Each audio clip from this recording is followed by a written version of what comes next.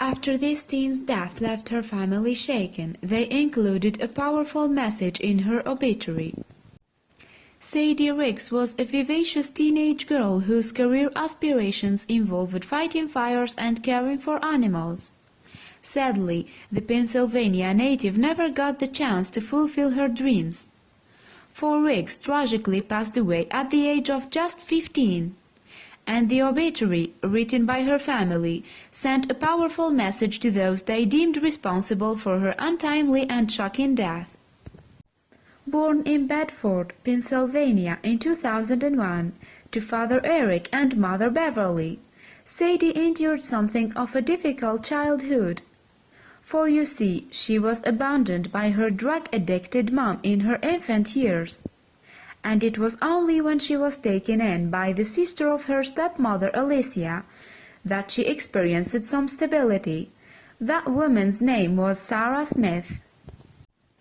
Now, the pair first developed a bond when they were both invited to go on vacations to Myrtle Beach and the Outer Banks with Eric and Alicia. Later, Sadie and Sarah started to spend time together on weekends. And much to her delight, in early 2017, Sarah was appointed Sadie's legal guardian. Touchingly, Sadie loved being with their pet dogs in the open air, and she had a keen interest in drawing. But sadly, the teenager also had to deal with being constantly bullied by her fellow high school students. And the taunting didn't end when she went home, either. For Sadie was also bombarded by upsetting messages on various social media platforms. And in an interview with Pittsburgh magazine, Guardian Sarah revealed that Sadie was first picked on for her tomboyish look and ginger hair during her middle school years. Regardless of this, though, the teen had been excited about moving up to Bedford High School, and her early days there appeared to be relatively smooth. She particularly enjoyed the countdown to the annual homecoming dance. But after telling a fellow classmate that she liked him, Sadie started to be bullied again. Indeed, Sarah told Pittsburgh magazine, they said she was fat, she starved herself and lost 23 pounds. They called her a whore, a red-headed she-devil, a bum, a lowlife. As a result, Sadie cut her signature red locks short in an attempt to stop the taunts. However, even when Sadie returned home from school, she still had to deal with the cruelty of her peers. Yes, she was constantly taunted on social media platforms such as Instagram and Snapchat. Now, Sarah did her best to monitor Sadie's online activities, often replying to those doing the bullying and enforcing an internet ban. However, the teen couldn't resist the temptation to see what the rest of her classmates were saying about her. All the more shocking, Sarah told NBC that she received little help from the authorities or organizations concerned. She said, "I went to the police. I went to the school. I even contacted Instagram headquarters. And they didn't do anything about it. So finally I smashed her phone. I broke it in half. She was bawling every day and I couldn't take it anymore." Furthermore, one particular incident appeared to hurt Sadie more than any other. For in early 2017, the youngster started wearing a sweatshirt she had picked up in the school's lost and found. But when the real owner saw Sadie wearing it and reported her, the bullies used this as an opportunity to heap even more misery on the troubled teen. Yes, sadly, Sadie was often picked on for her dress sense, and the fact that she came from a humble background. Indeed, her legal guardian Sarah held down 2 jobs to make ends meet, working on a farm and in a restaurant. She told NBC, "I'm a single mother and I couldn't afford to buy her nice clothes."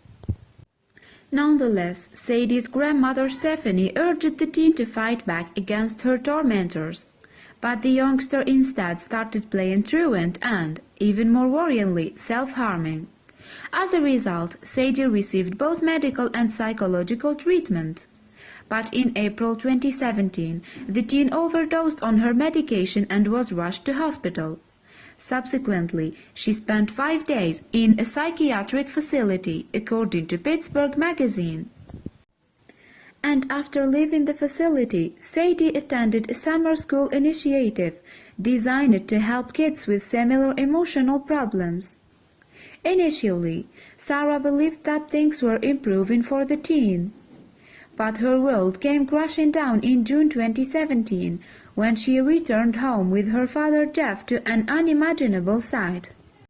For you see, Sarah believed that Sadie was only sulking when she spotted her up in the backyard tree she often enjoyed climbing. But on further inspection, it became clear that the youngster had hung herself. Desperately, Sarah tried to resuscitate Sadie once Jeff had cut the cord, and she eventually discovered a light pulse. However, after being rushed to UPMC Bedford Memorial Hospital, Sadie was pronounced dead. So, Sadie's funeral took place at the Louis Geisel Funeral Home a week later, and it was preceded by an obituary written by her legal guardian Sarah and her grandmother Stephanie, which went viral. Indeed, the pair's powerful words instantly struck a chord with those who had been affected by bullying and also sent a message to those who had played a part in Sadie's suicide. So, let's find out more. Well, the obituary began. In an effort to debunk the rumors about Sadie's death, we would like to share this information. Yes, Sadie took her own life. She hung herself. It is hard to fathom that someone so young could be so troubled. Sadie was seeking help. She was in counseling and taking medication, but it was all too much for such a young soul to live with. Then Sarah and Stephanie went on to discuss Sadie's unconventional upbringing. They wrote, "If you take a minute and look at Sadie's family dynamics, you will see that a large percent of the people in her life were not related to her by blood. But she was sent to us by God, who knew this child needed a family." What's more, the relatives then remarked on how much the teen had been forced to deal with from such a young age. Sadie had a tough life, and until a recent incident at school she handled everything life served her. They added, "For a young lady so excited about going to high school, things sure went terribly wrong for her." Then Sarah and Stephanie turned their attention towards those who had made Sadie's final year so miserable. The obituary continued, "For the bullies involved, please know you were effective in making her feel worthless. That is all between you and God now. But please know that it is not too late to change your ways." And with that came a pledge from the family, who admitted they had endured a traumatic episode.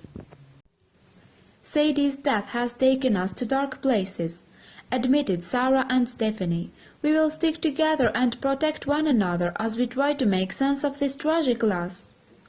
After that, the pair once again directly addressed those who had tormented Sadie, and it was this particular passage that proved to be the most powerful.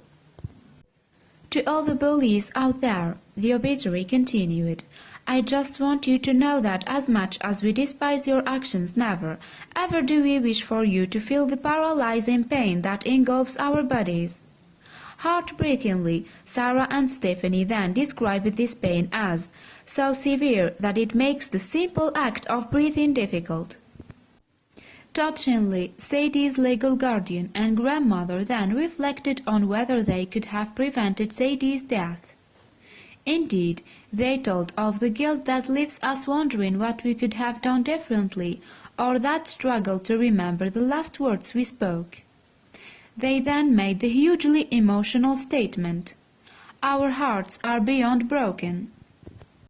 What's more, Sarah and Stephanie concluded their heartfelt obituary without any malice. They wrote, "Sadie, It was a privilege to have you in our lives, and we will always love you.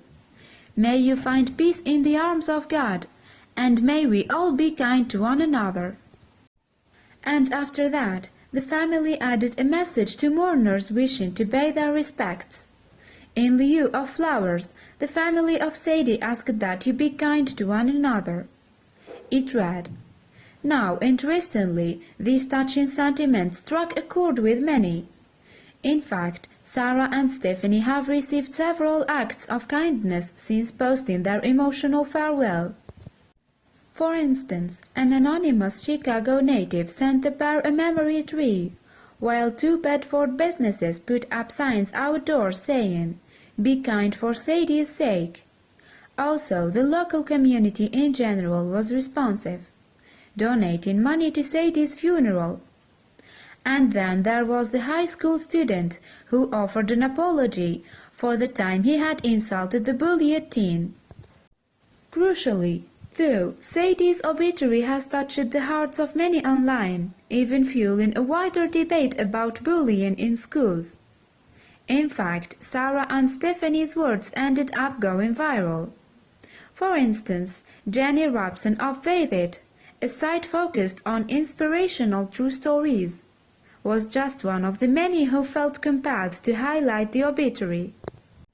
Yes, Robson wrote, "I'm not in the habit of reading obituaries, and I pretty much never discuss death notices with my children. But when I saw several of my friends share the obituary of a young girl on Facebook, my interest was piqued. Did the child of a mutual acquaintance or friend of a friend pass away and I had not heard about it? Now, I found out when I clicked to read," Robson continued. "All of my friends were sharing the obituary of a complete and total stranger. In fact, this young girl's obituary is going viral for a very powerful reason. Because in 15-year-old Sadie L. Riggs' obituary, her family took a strong stand to attempt to save other lives. And Robson believes that Sadie's obituary is something that should be shared amongst the younger generation. She added, "We have to teach our kids that their words and actions matter, that there is no such thing as harmless bullying, and that extending love and kindness instead of rejection and ridicule can make all the difference for a soul in need of it." What's more, Robson concluded her piece by discussing the importance of empathy.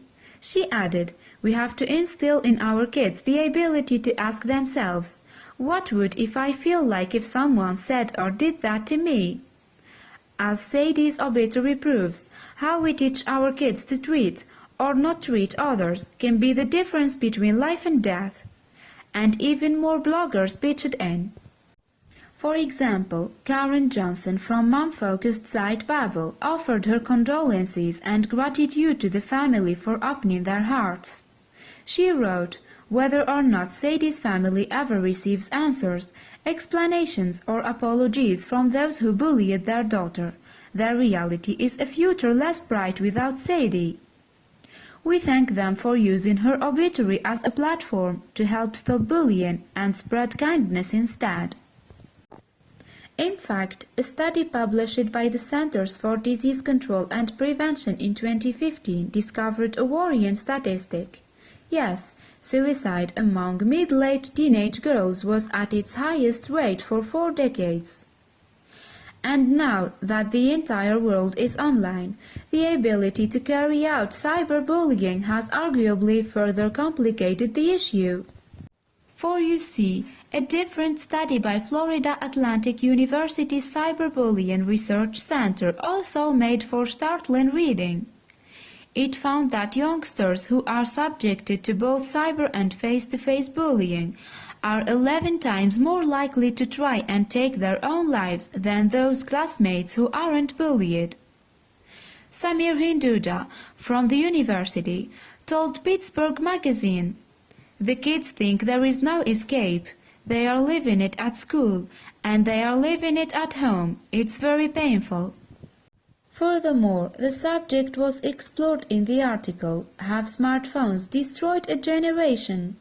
published in The Atlantic, and psychologist Jean Twenge told the magazine, "It's not an exaggeration to describe iGeneration as being on the brink of the worst mental health crisis in decades.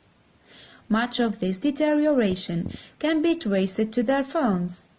And with that came more expert input. You see, the Society for the Prevention of Teen Suicide told NBC News that social media wasn't solely to blame for the rise in suicide rate. But it did say that it was a significant factor, and that parents should try to monitor their kids' smartphone usage. Clinical Director Phyllis Alongi said, "They can't turn it off, nor do they want to or know how to. It's stunting their coping skills, their communication skills." And while Dr. Victor Schwartz from Teen Suicide Prevention Group JED Foundation told NBC News that social media does have benefits, he also warned it can give kids a dangerous sense of anonymity.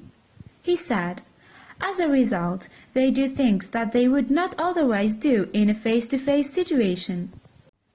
Indeed, Schwartz commented on how quickly things can get out of hand in the virtual world. He added, "Because it's so easy to connect a bunch of people very quickly, something that in a schoolyard or someone's back stoop might be 3 or 4 people can easily become a mob. And things can get nasty when you are dealing with a mob." What's more, Sherry Cain, a psychologist and mother of 2 whose daughters attended the same high school as Sadie, said cyberbullying is a major problem. She told Pittsburgh Magazine, "I pray for her, Sadie's family. What if one person had been nicer to her? Maybe the outcome would have been different." But a student who knew Sadie struck a more depressing chord about bullies. That's right. Bedford Senior High School sophomore Nikolas Raiders told Pittsburgh Magazine, "Bullies don't know any other way." To add to that, Raiders emphasized that he and his peers had been shocked and deeply affected by Sadie's passing. And sadly, of course, the same applied to Sadie's family, who were finding it difficult to move on. Yes, Sadie's guardian Sarah found it difficult to pick up the pieces after her untimely death. And although she found great comfort from the global response to her and her mother's heartfelt obituary, she soon isolated herself from friends and family. Indeed, Sarah was eventually hospitalized with a serious bout of depression. Heartbreakingly, she told Pittsburgh Magazine that she still feels responsible for Sadie's death. She said, "Everyone asks me if I want to have a kid. No, I let Sadie down. She was my baby. I will keep adopting dogs, but I can't have any more human kids. I'm scared I would have to go through this again, and I just can't do it."